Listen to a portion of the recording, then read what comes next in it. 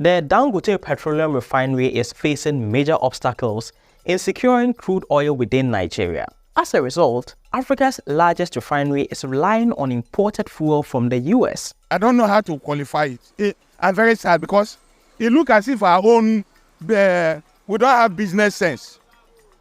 We don't have business sense. We don't know what is our own. We always look outside. And the irony is that this particular refinery was built as the panacea to Nigeria's reliance on imported crude oil products. So why is Africa's largest oil producer unable to meet the demand of its very own and largest refinery?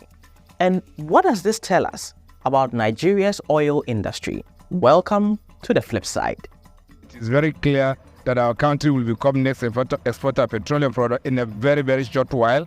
That was about a year ago when the Dangote refinery was getting ready to come on stream, and many Nigerians have been banking on it. So if Dangote refinery is the success, I feel that the high price of fuel will come down. Other refineries have not been working, and that is the only refinery that we put hope on.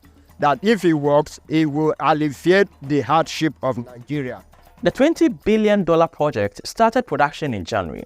The refinery is designed to process 650,000 barrels of Nigerian crude per day. But guess what? It's battling to secure enough crude locally. If we have 100% Nigeria's crude, yes, fine, but we can't wait, because sometimes the production is up and down. And that up and down is a symptom of a major illness in Nigeria's oil industry. 20 years ago, in 2005, we were able to do as much as 2.5 million barrels per day. But today, Nigeria is struggling to do 1.2, which is barely half of what we used to do. So what's at the root of these problems? We struggled for a very long time to create the right legal framework for the industry. Number two is the issue of the oil theft.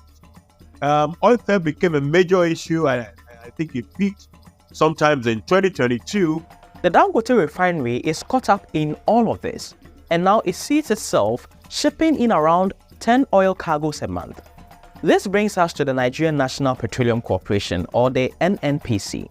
It owns around a 20% stake in the Dangote refinery, and at the start of the project, it had oil companies commit to supplying 325,000 barrels per day.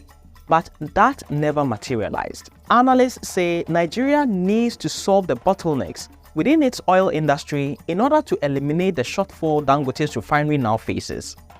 In the meantime, some Nigerians have ideas for their government.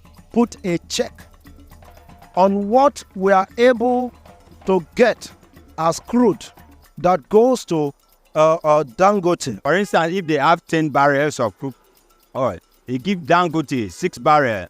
They can also give the foreign company 4 barrels. And that's the flip side.